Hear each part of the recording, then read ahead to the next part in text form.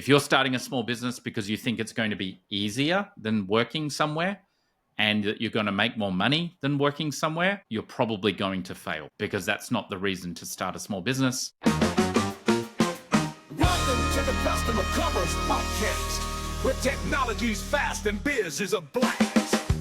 In life and in business, time is precious. It's why customers stay or leave and why businesses succeed or fail. We're here to give a voice to everything that makes business, whether as a customer or as a CEO, easier and more rewarding. Welcome to the Customer Commerce Podcast. Let's dive in. Ladies and gentlemen, welcome to episode 31 of the Customer Commerce Podcast. It is your three amigos. We are bringing you trending topics of the commerce world, e-commerce, customer commerce, all things commerce. And we're going to jump right into it. We've got a few things to cover. But the first thing, which has been plastered over my newsfeed, is TikTok went and came back within 24 hours or something like that. Yep. Do you think it was a marketing ploy? No. I mean, look, no, the Biden administration or whoever, I don't know American politics enough to say this, but there was a ban that came in.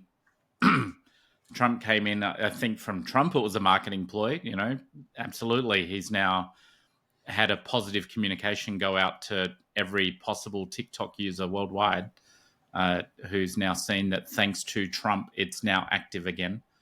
Trump was actually very funny, I think, in a conversation. He goes, people are like, are you concerned about the national security risk of TikTok? And he's like, look, if China wants to know what our 16-year-olds are looking at, all power to them. It's like, it doesn't really matter. We've got bigger problems, I think. We've got it, and he just changed the subject. And I think, I don't know. I don't see it's a marketing ploy. Shutting down your user count is never great. I think it's telling that TikTok hasn't sold their business to get access like any normal business would do. So obviously there's geopolitical aspects to it, because if they were just a normal business with a board, they would have gone, okay, well, we need a 25% shareholding in America. Let's just sell 25% of the company, make a quick $20 billion and roll from there. But they didn't do that. So there's obviously Chinese interests involved in this. But yeah, I doubt it was a marketing ploy. It doesn't make sense for TikTok. Like, it doesn't benefit them particularly. It's shaken confidence in the brand. And, if you're building a business right now, as a small business, you would be thinking twice about launching it on TikTok because it disappeared for a day. That's not going to be cool moving forward. So, yeah. Yeah. It was also a taste. It was also a taste of, okay, does somebody want 100% of nothing or 50%? I mean, I think it was very much of a negotiation like show. Like, hey, you can have 100% of nothing, or you can have 50%. Life with the new administration is very much about negotiations. Very driven by negotiations. But I thought it was interesting the amount of talk from small businesses. It got quite dramatic, even though it got quite dramatic the day before when everyone was like saving all their videos. And I was looking into the stats of actual, like, how many small businesses in the US specifically rely on TikTok. And it's 7 million, which is big. It's not huge, but that's a lot of small businesses. And here it says from Forbes, 50% of TikTok users make purchases after watching content. And that platform, TikTok, drives an average $1 billion in monthly for small businesses. The figures are crazy. I think the key takeaway here for a small business, though, is make sure your e-commerce platform and go-to-market is a bit diversified. Like, you can't just depend on TikTok or Amazon or eBay or whatever. You have to build that customer relationship. And again, that's the whole customer commerce thing. The whole point of what we're pushing here is you need to build your relationship with your customer. They might come to you via TikTok, but as soon as they do come to you, make sure you establish that relationship, because TikTok might go away. And it might go away because it's been banned. I mean, that's highly unlikely, but more likely is that TikTok will change their terms of service or something, and now suddenly you don't have a relationship with that customer, and they go from there. Like what Amazon did. There's that whole documentary about Amazon where there was a popular product on Amazon being sold. It was a bag. Amazon created the Amazon brand version of that bag down to the stitching and then sold it as a competing product to their own client using Amazon, right? And the only way you can tell the difference is by really looking at it. When you're not paying for the platform, there's an old saying, if you're not paying for something, you are the product. Oof. Right? And it's true. If all these people that are using TikTok and so on for free, you are the product. You are the thing that is being sold. Like, just understand that. If you are not paying for something and you don't have an agreement in place around what you're paying for, you are the product that's being sold. And same with vendors on TikTok and stuff. They'll only support you as long as it's in their interests. Not only as long as it's in their interests, but as long as they can't make more money by shafting you. And we've seen this play out time and time and time again. TikTok don't care particularly about Joe's fingernail company that generates $50,000 a month of revenue on their platform. It's like, that's nothing to them. It's loose change. If they can replace you with an AI agent, they will, if it makes them more money. So you're going to make sure that you're creating your relationships with your clients at all times. And that's how you mitigate the risk of being on a platform like TikTok or X or Facebook or Amazon or eBay or any one of them, right? If you were a small business now, Michael, and you were on TikTok and most of your revenue was made on TikTok and you had that oi, okay, something needs to change. What would be the first kind of thing that you would do to go, okay, I want to have more control over my small business and my customer relationship? What's the first area you're going to look at? Make sure that you have a CRM, like a customer relationship management system that's tracking all of those customers, right? You need to establish a relationship with those customers somehow. It needs to be a mailing list, or it needs to be special offers to those customers, or, hey, Jess, thanks for buying our product for the third time. You are now a gold VIP member. By the way, you can keep buying the way you've been buying through TikTok Shop, but if you come to our website, here's a 10% off voucher. That's the sort of thing that you need to start building out and creating, and create that customer relationship. That's the key thing. I think there was a missed opportunity with that company that Amazon did the bag up. I think that company needed to do a counter offer and create a counterfeit bag. So that way you can either get the original or you can get the counterfeit of the counterfeit. Don't accept a substitute.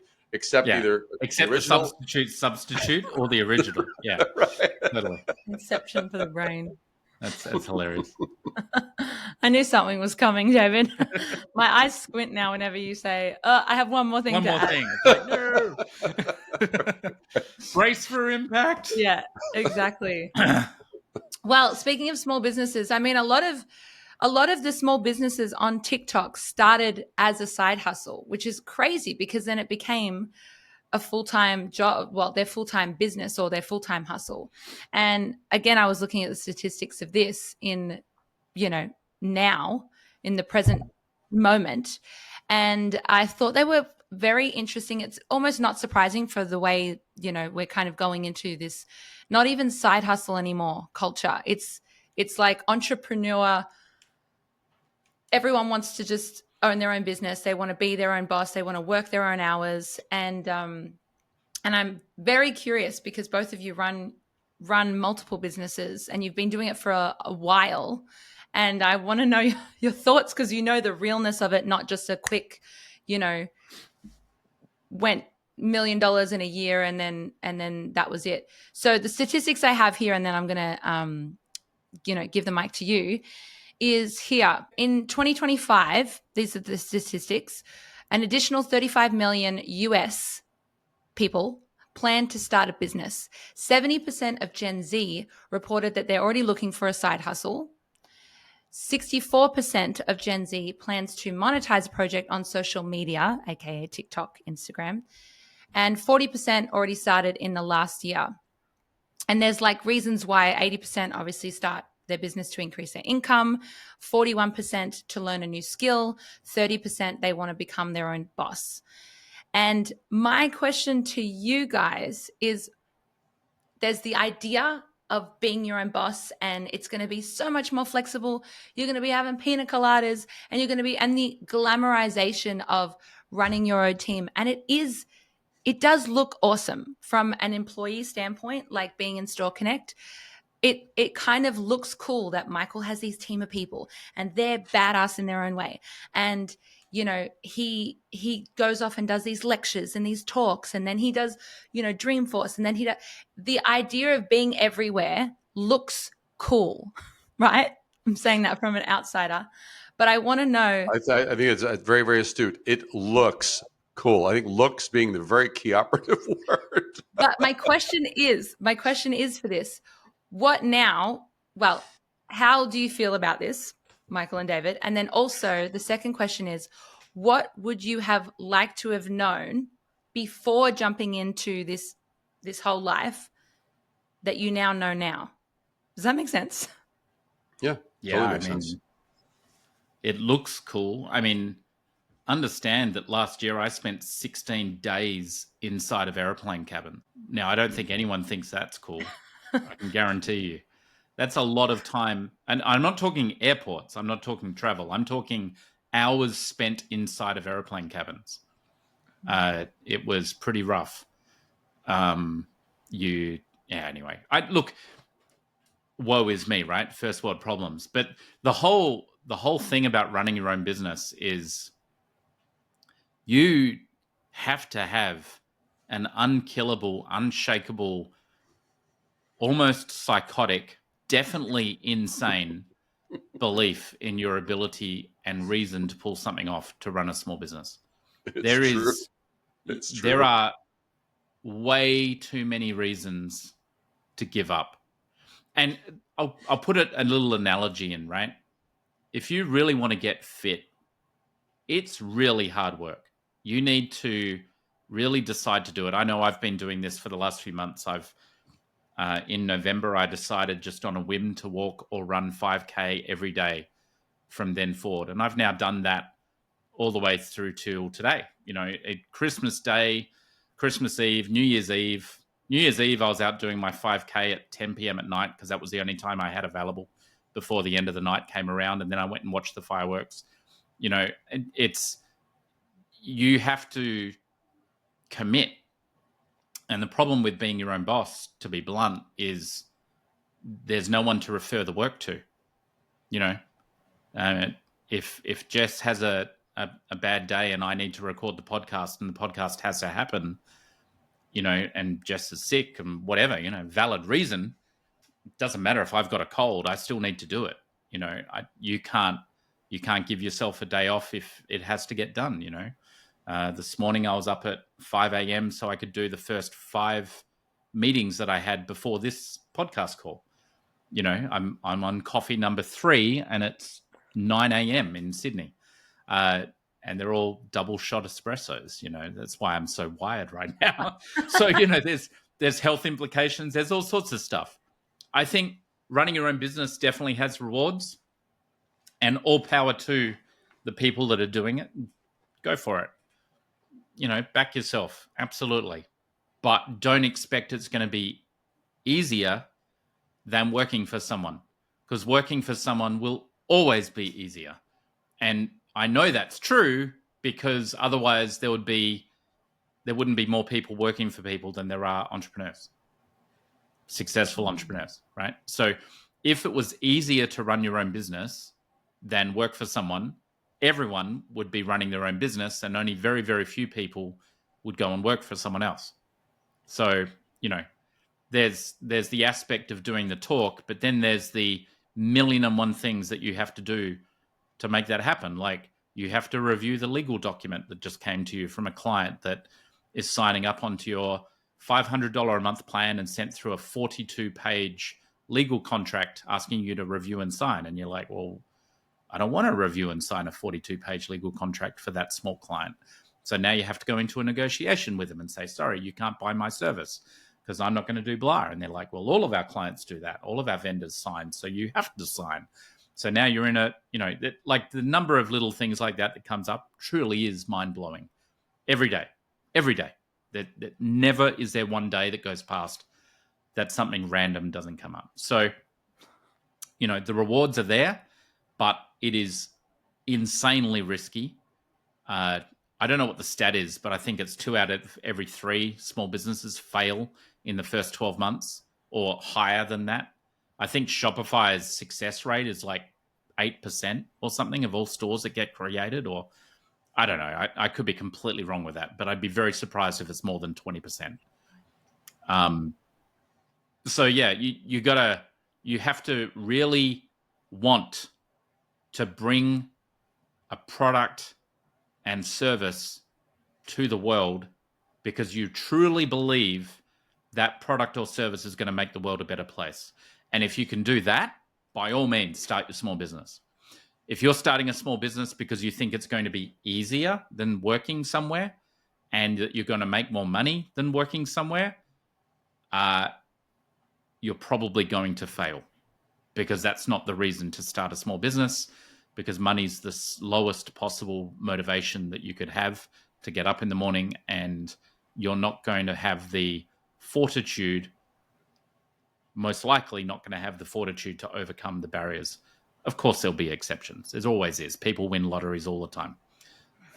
But your chances would be similar to winning the lottery. You may as well go buy a lotto ticket. The outward appearance is very, very different to the day-to-day grind. Well, it's like, put it this way, to Michael's point. Everyone thinks, ooh, wouldn't it be cool to be like a famous actor in in Hollywood or something like that. And when you actually talk to any of them, they bitch about the fact that it's like, 90% of their time is standing around waiting. The actual. So there's the apparency, But on the flip side, I agree. If you're looking for, hey, you want it easy. I don't think being an employee is necessarily easier. It might be less stressful because you're not the final place stuff arrives that's to. fair. That's fair. But I would also say that the other side is that it's way less rewarding being, in my experience, being an employee than being the owner and the creator, because high risk, high reward. It's like you go, you know what? I'm willing to go all in. I have enough conviction in what I am bringing to the table. I have enough conviction, and you've got to be able to, like, I love the aspect of negotiating and talking and selling and pitching and all that kind of stuff. I find that a blast. I love when I'm asked a stupid question by a prospect. It is so stupid. Now, I don't say it. I don't tell them it's stupid. I know it's stupid because I know it's not backed by anything. It's as shallow an idea, because I've been doing this long enough that I go, oh my God, okay, that's just like a lob. Then it's like you've just been lobbed the ball and you just go, okay, I'm ready to kill it, bam, And so, but that's the thing. There's definitely higher reward when you're doing the creation, and there's but there's also higher stress. There's higher accountability. And if you are not rigged for, hey, you're going to get the oddball calls at oddball times, and you're going to get the last minute, oh crap, the shit's hit the fan, XYZ needs to be done, fixed, tweaked, this, that, the other. That's part of business. I even heard Kevin O'Leary talking just the other day, and he's one of the guys on Shark Tank, and he's a multi-billionaire, and he goes, I have 50 companies that I either am invested in or own, and every day there's an absolute disaster where all hell is broken loose, and the next call is, oh, and by the way, this incredible success has been achieved. He goes, if you can't handle the spectrum of that greatness and that absolute disaster in half a second, if you don't have the wherewithal to handle that, don't go into business. Be an employee, because you'll be insulated enough from that wide swing of unpredictable change. That's a really good point. And I think you can tell the guys that have been in the game long enough, that are used to it and are kind of willing to take the hits, the roller coaster wins, everything, and just remain zen through it all. Right. Yeah. I think it's a rare quality too. Yeah. I think there's a lot of bosses out there that are kind of, they can't really control their reactions sometimes. And so you have, the workplace culture, just people always leaving. There's always something like more than, the standard business running. But that kind of leads me perfectly into my next question and topic, which is collaborations. And, Store Connect, we have partners, we have our clients. But we also have the Salesforce ecosystem and Dreamforce and a lot of networking events. And I wonder, does that make it easier? Or did you go into, Michael, this business of Store Connect or this industry of e-commerce because it's just you running the show, right? Does it make it easier? And did you do it purposely to be like, cool, we're going to have partners that are going to help us. And then I'm going to go to these events. And what was your thought process in doing that? And was there? It evolved. I mean, we started as we would build the e-commerce. When we started the product, we didn't even have a product and we sold our first license. It was like our first deal was $350,000. We didn't even have the product built and we did the full implementation and the build and everything. And it quickly became apparent that we couldn't scale that way because there are a lot of clients out there and every client is slightly different. And there's a lot of built up knowledge in the ecosystem on how do you deal with that sort of a client. And that's how consulting companies make revenue off helping those clients get up and running, is that they have done that client more than once, or that type of client. They don't have to reinvent the wheel every time. We found that we had to reinvent the wheel every time because we were dealing with a new client every time. So that's how we then shifted into doing a partner-led approach. Partner is harder, like way harder, because you're now selling via somebody and you have to get somebody else up to speed on what the product is you're selling to get them excited enough to then sell the client. So, but if you do it right, the scale is fantastic. So we're getting there. I don't think we've done it right yet, but we're getting better. I mean, we've had over 100 partners sign up for Store Connect as partners worldwide, which is a crazy number for the size company we are. And, many of those partners are now getting their first or second or third Store Connect deal going, and that'll become a flywheel, as we get more and more and more. But it's definitely got its challenges. And yeah, the reason I went down the partner route really is just the whole strategic partnership thing. We make money if our partners make money. Partners have access to a lot of clients. It's really good on paper and theory. It's very hard to execute. And the hardest thing about executing via a partner network is you're just another thing that partner can sell. And you have to keep the brain space and the share of the knowledge there and really position yourself and differentiate yourself enough to be front of mind when that partner's talking to that client about the client's problems. And they go, oh yeah, Store Connect, that will fix that. So that's hard. Yeah. So would you, because that's kind of smart to think of that before and go, cool, we can't take this, we can't really grow any further. Whereas a lot of businesses, I think, stay in there. Well, we want to be in control of everything. And even if that means the service is slower, at least we get the full thing. At least we get the full amount. Would you recommend even people not in the tech industry to think with collaborations where, other businesses get a percentage if they sell the product, or do you think they have to do a lot more research? Yeah, it's really hard to give a blanket answer to that because every single industry is different. I think don't try doing this unless... So my pro tip here would be don't try and launch a partner ecosystem unless you have very deep pockets, because it will kill your revenue. And it absolutely murdered our revenue.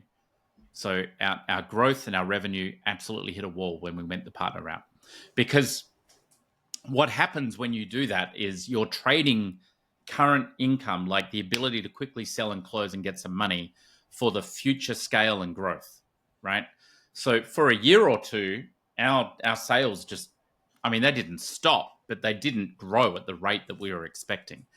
And that's created all sorts of tough decisions that I've had to make within Store Connect, and future tough decisions that I'll have to make with Store Connect, right? So that's a challenge, and you need deep enough pockets to survive that drought of expansion. But partnerships done right are fantastic. I mean, look, at the end of the day, partnerships are how international trade works, and all of these sorts of things. The sum of the parts is always greater than the whole. That's why companies work. That's why 10 employees getting together can create a multi-million-dollar company, whereas 10 individual employees working might generate $500,000 between them, in income. So it's always going to create this compounding effect. You just have to be prepared that the growth won't happen as fast as you expect. So make sure that you're prepared for that if you want to go down that route. But I can highly recommend it. If you get the right partnerships, they're fantastic. Nice. It's finding the right partnerships and dealing with the 10 that you did that were incorrect and didn't work. David, do you have any last words to add on that before we wrap up this episode? No, Michael definitely, he's got the experience and the insight on that one. I don't even have a smart ass comment to even compliment it. I mean, oh my gosh, are you okay? Are you feeling okay? Well, you got to be willing to experience anything. And I'm willing to experience having no smart ass comment. Good tip of the week. Until we see you next time, listeners, be willing to experience anything and everything. Have a great week, gentlemen. See you later. Bye for now. All right. Thanks for joining us today. We hope you had an awesome time, leaving you with ideas on how to improve your business and wow customers. If you'd like to leave a real customer's story, head to the link in our show notes and cuss away. Love the show? Please subscribe and leave a review, because that enables us to help more businesses in building real relationships with customers and grow more rapidly. See you next time.